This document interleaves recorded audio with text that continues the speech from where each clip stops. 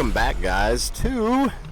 I don't even know what episode number this is. BoomFit Bros. The Episode 10. Is it really 10? Episode 10. Oh, we hit double digits. Yes. Oh, man, consistency pays off.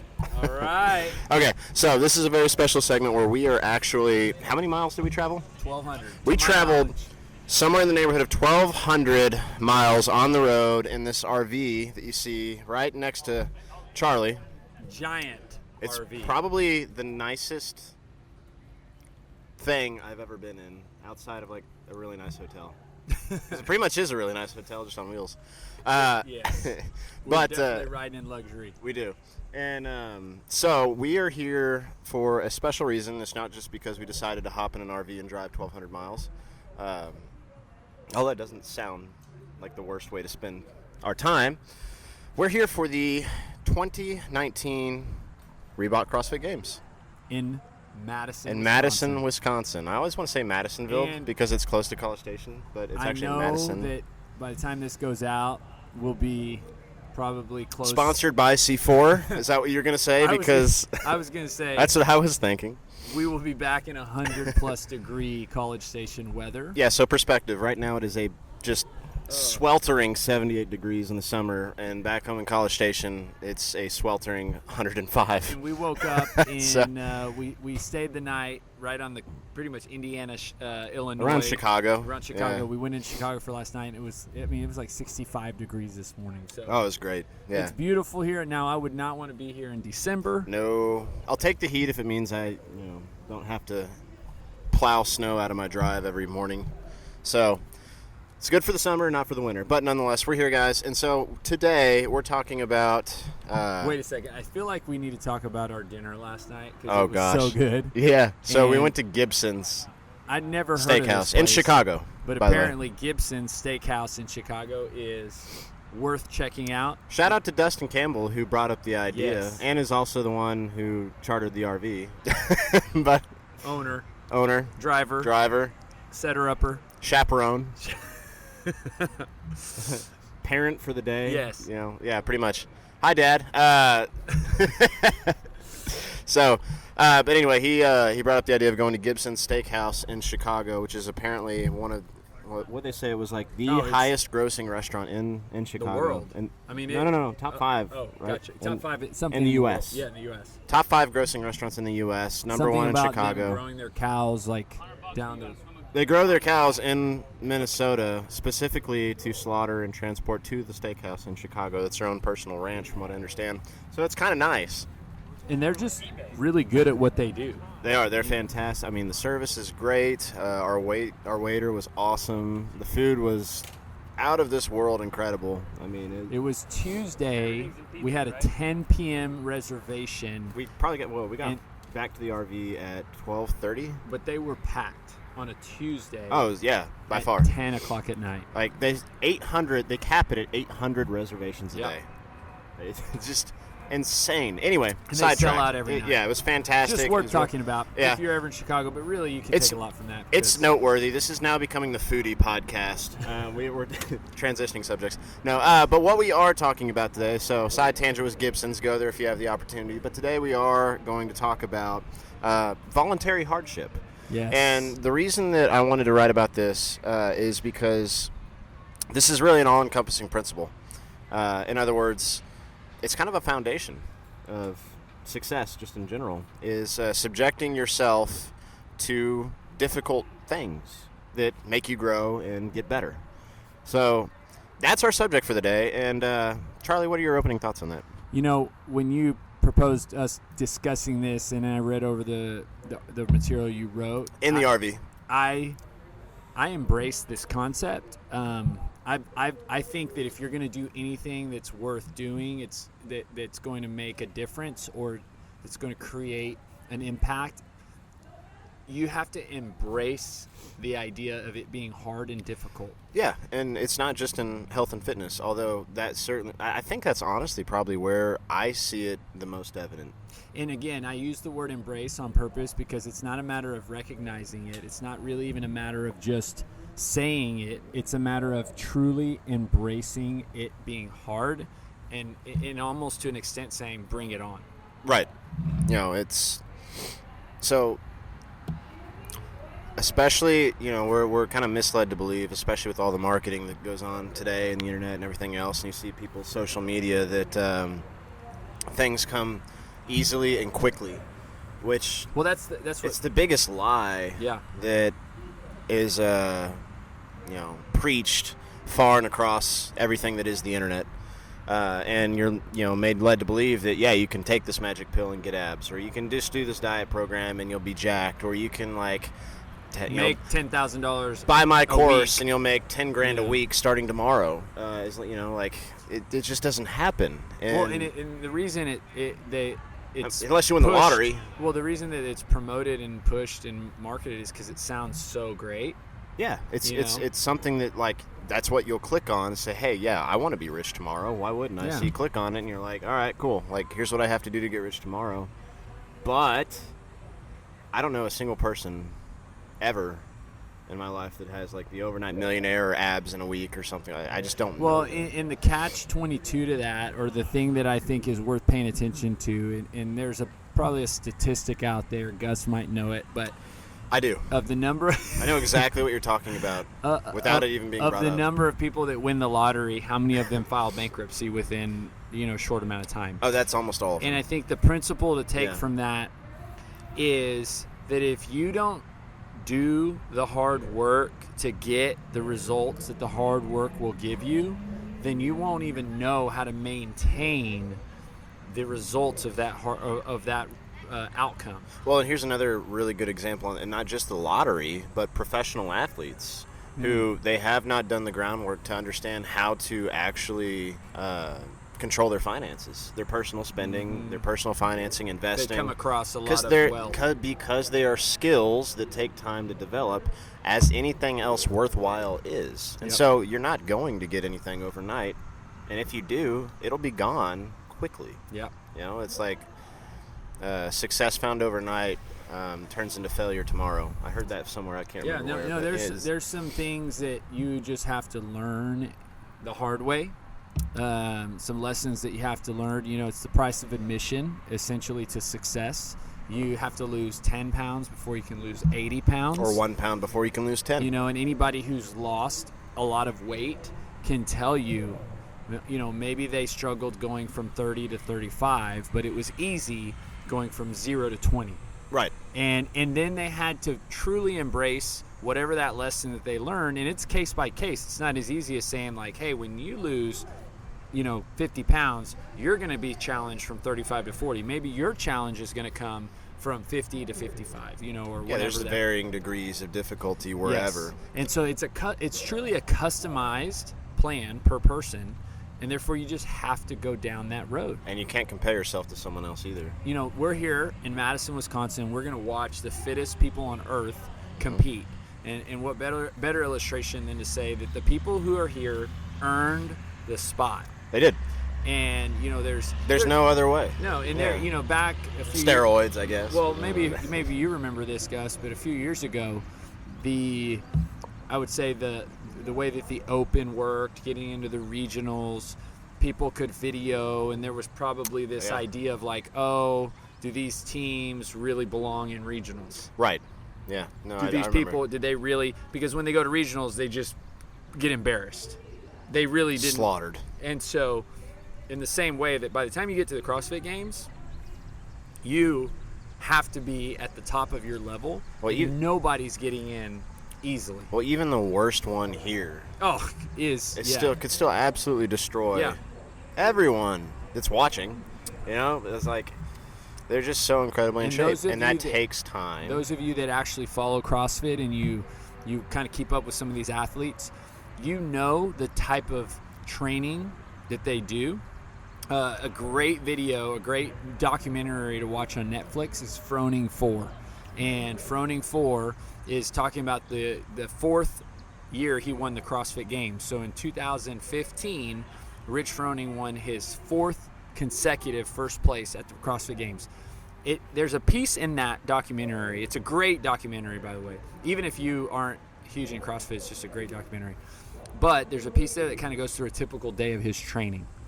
And, just watching that kind of just tells you, okay, that's why this guy wins. That's why he's the fittest person on the planet. And I think that you can take that and let's take a complete different approach, and let's talk about a mother who has raised 4 great children. I'll give her a plug. Suzanne Roeder. Yeah. I've known her for almost going on probably 12 or 11 years. She's been a member at our gym. She's got 4 grown children who absolutely love the Lord, who are raising great children, who are married and are choosing to put the Lord first in their lives. And not it's just because Suzanne, of the parenting. but Randy and Suzanne Roeder have over 35 or 37 years, because we did a marriage event that you attended last year with them, and they have done the hard stuff. Yeah, and they have a great return on their investment in terms of their kids. But you can't awesome just, people. Think they're probably in their early to mid 60s. You can't just wake up at 65 years old and say, okay, I want my kids to all have this 65 great life, right? And arguably, when I say that, I'm sure they got ups and downs, but at the end of the day, what I would say is their families come together on holidays. Their kids love each other. There's 4 of them. They're different ages, 2 boys, 2 girls, and they have a very healthy, happy home life. It's great. It's like the American ideal. It White is. picket It fence. really is, and it's a great model for anyone. A person. Yeah, anyone really. But for me, it's always been something that I've looked up to them in the way that they live their life. So going back, how does that tie into what we're talking about today? Is Suzanne and Randy have sacrificed? Yes. I'm sure they've put in the time doing something that's probably not super comfortable. Like, the easy way to parent is to, feed them until they're old enough to walk and make a sandwich for themselves and let them go on their own. And you just do whatever you want because you don't want to discipline them, or that's easy. Like, anyone can be anyone can have kids, but it takes a special kind of person to be a parent. Yeah, and they've had to actually do that in their marriage, right? Yeah. Being married for 35 years, they've had to... It's a skill set. Yeah, they've had to model what a great marriage looks like to these kids, or else, it's so easy to get caught up in marriage with yourself and to be selfish, and then you're in an argument, and then next thing you know, your kids are watching you apart, and then, it's just... marriage is a lot like CrossFit, right? Like, you got to put in the work. You got to put in the work with marriage, and then you could also tie that to building a successful business. Anything. And really, I think the best illustration of voluntary hardship is something called stress recovery and adaptation cycle. In other words, in order to grow and get better, there has to be that initial part, which is the stress. Think about it in terms of weightlifting. The weight lifted is the stress imposed, and what that does is it stresses the muscle, causes the muscle to grow, and then adapts to that certain weight. So when you stress the muscle, you're lifting weights, all right? And then you take some time off, you're recovering, and in that recovery period, you adapt to the weight that you lifted, and then that allows you to lift more. But that stress is not, like, anyone who's lifted weights, especially heavy weights, knows it's not comfortable. Mm-hmm. But for some insane reason to get better, we still do it. And that principle applies anywhere else. So if you take so take stress and expand on it a little like bit. in the point that I wanted to make there is it takes stress in order to grow. Yes. And that's not just like weightlifting's the best example I can think about it, because it's really easy to say, all right, today I can lift 100 pounds on bench press. I'm going to add 5 pounds next time I bench press, and I've gotten stronger. I've stressed, I've recovered, and I've adapted. Okay, now next time I go up on the bench press, I'm going to do 110. And I just keep more and more and more weight on the bar, and my body will adapt to that stress. Same thing applies anywhere else, but you have to have a stress. Otherwise, you won't grow and get better. Like, in other words, you have to get uncomfortable. Mm-hmm. Period. I don't care what you're doing. If you're losing weight, you have to be in a calorie deficit. No one likes to be hungry. So let me throw something at you, Gus. I'm watching this. I got your keys right here. Dustin Campbell, everyone. Dustin, hey, he's the man. The man, RV man. He's our RV dad. He's our dad. So, okay, I'm watching this, right? And I think sometimes it's so much easier to talk about it in this setting, like you and I right now. We're not going through that stress, right? Like, in terms of, like, trying to lose a lot of weight or not that particular one. Correct. Yeah, but we all have stuff we're working on. You're exactly right. And that's where I think bringing this to light would help for someone. So I'm watching this. I don't even know what that means, because I feel like when something hard happens, I stop. I quit. And I've been doing that so many times. Are you like acting like someone who's yes. Okay, you're not saying you yourself. No, I'm saying Charlie's a quitter.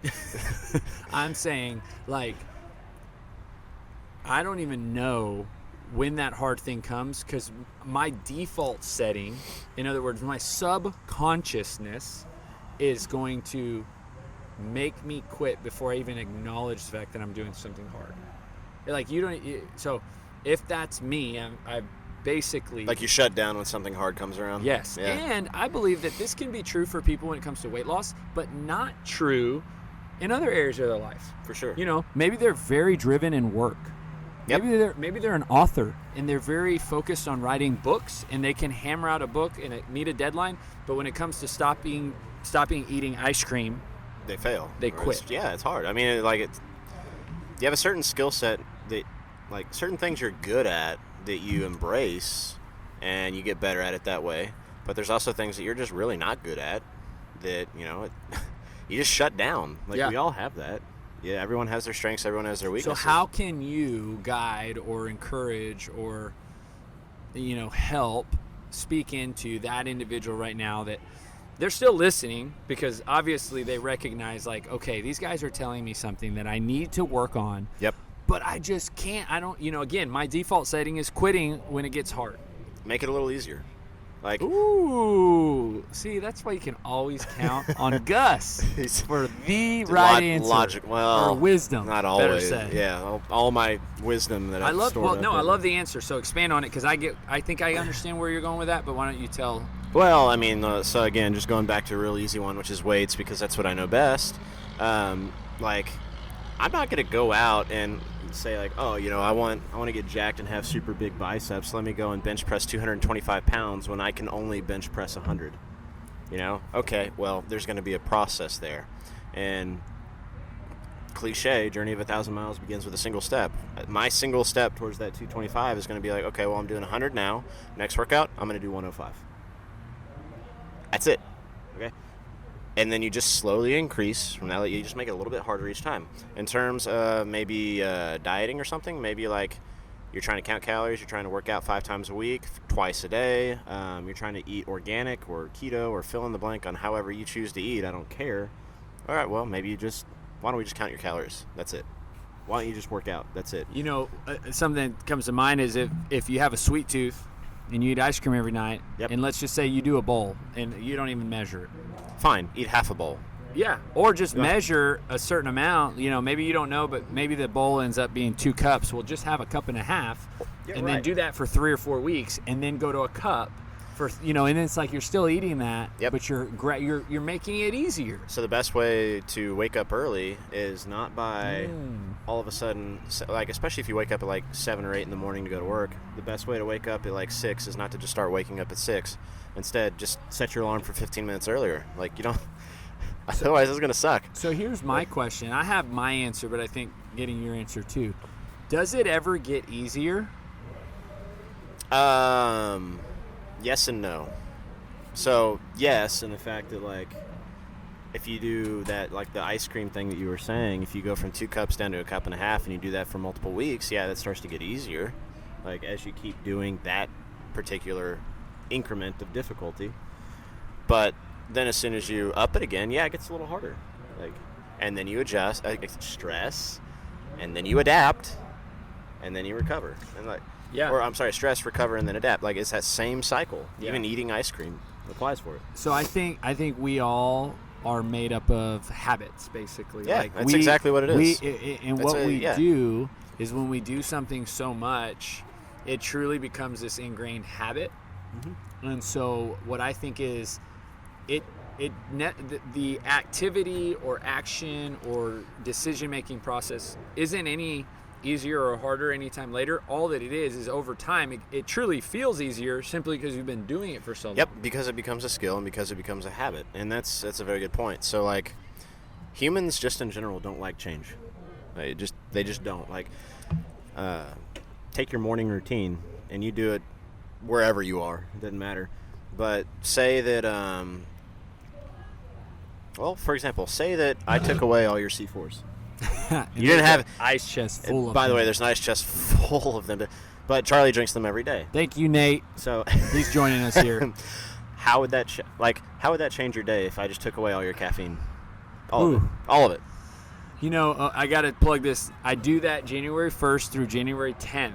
So I can tell you how it affects me. And tell me how much fun it is. So it's the first 10 days of the year, and I do it. And honestly, this is going to speak to exactly what we're talking about. Thank you. And this is a Ultimate C4. 300 milligrams of caffeine. This is a C4 Ultimate. So if you so if you didn't have enough in a regular one, there you go. So for the first 10 days, and I didn't realize it until this year, that what I'm doing when I do that, because I personally don't feel like me drinking the caffeine is a bad thing. Like if I thought it was bad for me, I wouldn't do it. I enjoy it, but what I recognize is in those 10 days, what I'm doing is I'm training the muscles that we're talking about exactly right now today. Because yes, at the end of the day, like my wife's told me, Alicia told me, why do you do it?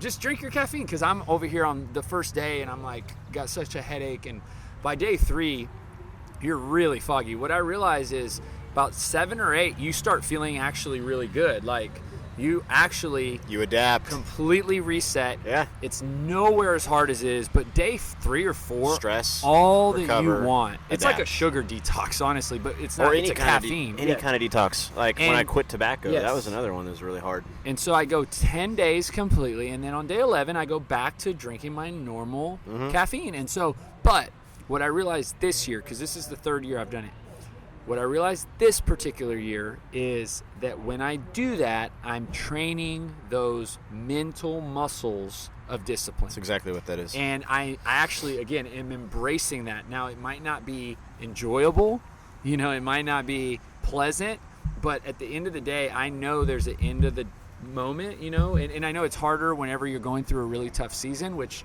I've been there. We all do. In a different area, not caffeine, but when you don't know when the end is. It's hard with caffeine, too. Oh, and I'll tell you right now, I can't tell you that as a human, with your human thought process, that it's as easy as just saying, have more willpower, because I truly have to depend on the Lord in some areas and say, God, I don't know when this season's going to end. I don't know when this challenge is going to be over, so I need you to help me. Yeah, absolutely. And I think you can apply that same principle. You can. With anything. One of my all-time favorite quotes is that you don't rise to the level of your goals. You fall to the level of your systems. In other words, that's great. It's deep, isn't it? Look at that. No, it's great. But all that means is that, what are the habits that you're trying to actively build? Because that's really what it is you're making a behavior change that is a habit. And yeah, any kind of change, especially habits, are hard. Talk to any person who's quit smoking or tobacco in general, which, by the way, I am one of those people. It is hard, guys. It's a behavior change, and it's just difficult. But what do you do? What are the actions? And they can be small, and I recommend they be small, that you take that get you out of the routine of that bad habit or starting a new good one. For me, it was just getting rid of my access to it and staying away from it. And so when I stopped dipping, I literally just I dumped the whole can out in the toilet and flushed it, threw the can away, and then whenever I would go into a gas station, I would leave my wallet in the car. Those are the only 2 things I did. And that's a habit. And to this day, I kind of have to remember and remind myself to grab my wallet. Yeah. To go into the gas station, and it doesn't tempt me anymore. But those were really the only 2 things I did, and it allowed me to quit tobacco and cigarettes. And so, they don't have to be big things. It just has to be some kind of system that you repeatedly have going in the background. Yep. That's really all it is. I agree. 100%. But it is hard, and you will feel some kind of challenge. You will feel stress, but again, the stress is good. That means you're going in the right direction. So if you do ever struggle, if you do ever have difficult times, if you're wondering why the heck am I doing this, you're actually probably on the right track, because that stress is needed. And I'll tell you this right now, there's no better way than to, if you want to help yourself going through these difficult times, than to have accountability. having accountability. And it can be as simple as, for let's just say Gus and I's relationship, and I'm trying to go through my 10 days, right? And I know January 1st through 10th, I'm going to not have any caffeine, but let's just say I want to make sure I'm sticking to my plan. I say, hey, Gus, let's say it's the end of the December month, and I say, Gus, I'm about to do my caffeine thing. Could you just check on me every day, make sure that I'm doing it? Woo! Talk about, I'm just pretty much setting myself up to have to commit to that. You have to pick the right person, though, too. Yes. Like, it can't just be like your bestie who's going to be like, oh, you know what, you tried really hard. That's right. Like, you have to have someone who's there who will actually hold your feet to the fire. So, and you want to do it even better, I'd be like, hey, Gus, you want to do it with me? Now we're talking, right? Because now we're in it together. And so whenever he wants caffeine and I want caffeine, but we know we made this pact, day 4, we're not doing it because we don't want to let the other person down. Because the second one person does, and they feel like they're going to let the other guy down. Yep. So, like, accountability is, and we've talked about this a bit before, but accountability is huge. Yeah. But, again, it has to be the right person. So, overall, embracing the fact that whatever you're going to do is going to be hard, right, is a big deal. Yep. And accepting that, in order get in the mindset that it will be hard, but that the fact that, like, if you're feeling those struggles, then you're on the right path. And I think a big thing that Gus pointed out is if you've been consistently giving up in your life when it comes to weight loss and exercise, make it a little bit easier. Yeah, quit trying to do you're trying to compare yourself to other people who have done, like, you're not that person, and that's fine. Like, make it easier. The goal is still the same. The end point is still the same. Who cares if it takes a little longer? As long as you know you're going to hit it. So make it easier. It's better for you to be 10 years from now in the body that you want than 3 months from now frustrated and quitting, and then 6 months from now frustrated and quitting, and then 10 years from now repeating that. Now you're just miserable mad cycle and upset about the whole thing. Yeah, don't do that. Just, like, have a long-term vision, work on one little thing, and then pick another little thing. Yeah. Have some accountability, and there you go. Again, and you may hit your goal with 1 or 2 changes. However, those 1 or 2 changes have to be done consistently, and that's where most people fall short. Agree. Like, you got to have the stress, guys. Hey, guys, are we about to wrap it up? I think so. So I'm going to say one big thing that I'm really pumped about, and I know Gus is too, but we have the BCS Classic coming up. Oh, yeah. And this event is truly setting itself up to be amazing. Is by far going to be the largest event we have ever done. This event right now, we have tons of things going on, and I want you to go and look at the website. Yes. thebcsclassic.com. THEBCS Classic. Go look at the speakers that we have. They're all listed out. Look at the different activities that we have. We are going to... Are you going to release the spoiler? Yeah, by now you already know that basically Rich Froning is competing, and we're doing a fundraiser for the Ronald McDonald House. So not only is he competing, he's also speaking. He's speaking and competing, and we're going to take an opportunity with him saying, I'm willing to compete to fundraise money for the Ronald McDonald House. And the reason we chose the Ronald McDonald House, and it's actually impacted both of us, is Dean went back in shortly after he was born with jaundice. Yep. So, guys, if you don't know what the Ronald McDonald House is, it's an awesome service in hospitals that allows families to stay there when their kids are having issues or have to be there for a prolonged period of time. They helped us when my son Dean had jaundice, and we had to take him back in. He had to stay there for a little bit longer, and then Charlie. Yeah, we were life flighted, most of you know, to Texas Children's Hospital shortly after he was born. Ames was born, and we stayed in the NICU for 11 days, and then when he got transferred to another NICU, we were there another week, and we went to stay at the Ronald McDonald House. And I didn't even know truly what they did until then. Yeah, I'd heard about it before, but I never realized. And I was, they had a washer and dryer, so I was doing laundry down there, talking to some of the families. Oh, it's fantastic. Getting to meet some people are in the great. dining area, and just realizing that, man, this place is helping so many people in these really difficult times. And so this is a great opportunity for us to tell them thank you and raise some money for the Brazos Valley Ronald McDonald House. And so, again, just check that out. Look at thebcsclassic.com. Make plans to come on September 7th. Bring your family. It's going to be a phenomenal event. It's a family, fitness, and faith festival. It's appropriate for all ages. It's going to be great. And here's the thing, too. Even if you don't want to attend the event or anything else, but you do feel like, called to help donate to that cause, like, contact us. Yeah, we absolutely. We both feel very strongly about that, Yes. and we'd love to hear from you. Yes. Hey, guys. Thanks for tuning in today, and that's all we got. See you next time. We're going to go have fun in Madison. Yep. Bye.